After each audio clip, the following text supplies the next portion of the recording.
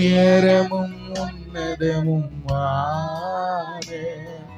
சிங்காசனத்து வீற்றிருக்கும் சேனைகளின் கர்த்தராகிய ராஜாவை என் கண்கள் காணட்டும்.